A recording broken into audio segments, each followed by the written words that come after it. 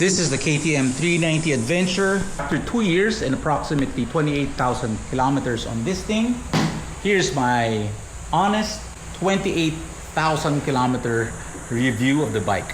First and foremost, it's a great adventure bike to start your adventure motorcycling journey on.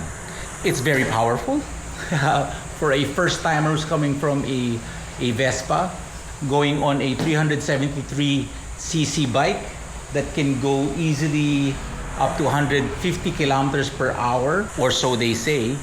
But this is really fast. It can go fast really quick. Much faster, of course, than a Vespa. It has very good off-road capabilities. It's enabled me to experience going on trails, on a motocross course. It's enabled me to see the countryside and all that. But at 28,000 kilometers, these are the things that I have experienced along the way. What has happened within 28,000 kilometers? I have changed the front tire, twice. From a Metzeler, it became a Shinko 705. And then now it's on a Moto's Tractionator Adventure. I've changed that. So this one, these are now really knobby tires for off-road. As you can see, I have an upgrade here. This is Apple CarPlay because I didn't want to set up my iPhone, install it, and plug it into this thing. And whenever it rains, I'll then have to take out the 12-volt adapter to USB. So I decided to upgrade to the Apple CarPlay. I just matched the phone and we're good for the ride. Even if it rains, because I had KTM wire this directly into the system. I have double take mirrors here.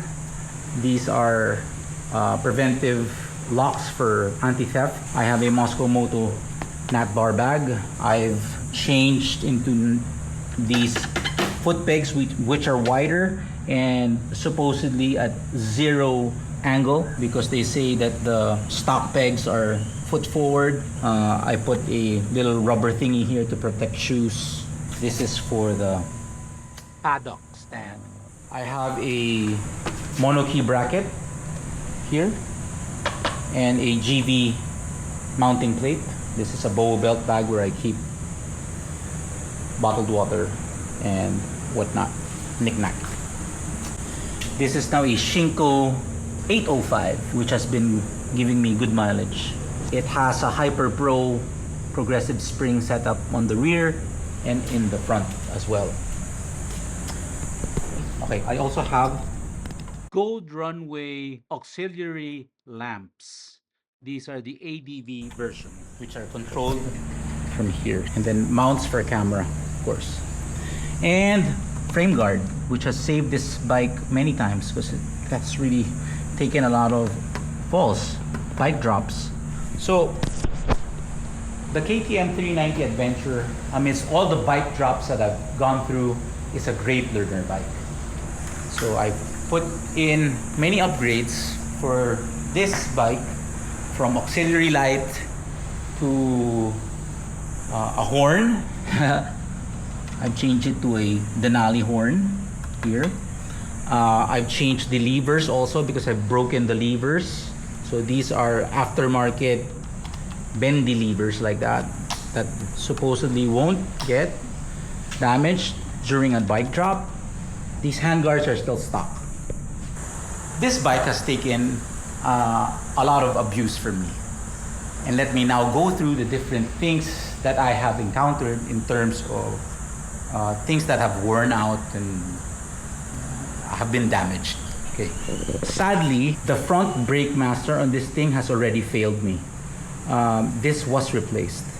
These things were also replaced because I've dropped the bike, and these are now. I would recommend these things because these things, when you drop the bike, and you will drop the bike many times when you're just starting out, these things will help you out tremendously. you have no fear that you won't get home because the clutch and the front brakes will just flip like this. The spring on this thing is actually damaged. It doesn't spring back correctly, and that's also one of the reasons why I put this rubber thing here to keep it in correct form. This muffler assembly, the exhaust assembly, has detached from this thing a couple of times, and because of that it has been dragged through the trails and whatnot off-road, and that's why it's dinged right here at the bottom. If you can see, it's dinged. It might have dinged here or on the trails, on rocks and whatnot. This is an upgrade also. I put this metal guard here to protect the rear brake master. The rear brake master has also failed me, so both brakes, front brake master and rear brake master, has been replaced on this KTM 390 Adventure at different points in time. And the last failure point that has happened here is the shock absorbers at the rear, which leaked oil during FJ Moto. The shock has been resealed now, and I have upgraded it to Hyper Pro progressive springs. So those are the major things that have happened to this bike, and I love this bike because I learned so much from this bike. To get the most out of your starter adventure bike like this KTM 390 Adventure, I would advise that you have the suspension tuned for your weight and riding style. That should be part of your to-do list in perhaps maybe your first 5,000 kilometers. When you've gotten to know the bike a bit, you should go to your suspension specialist and have it tuned.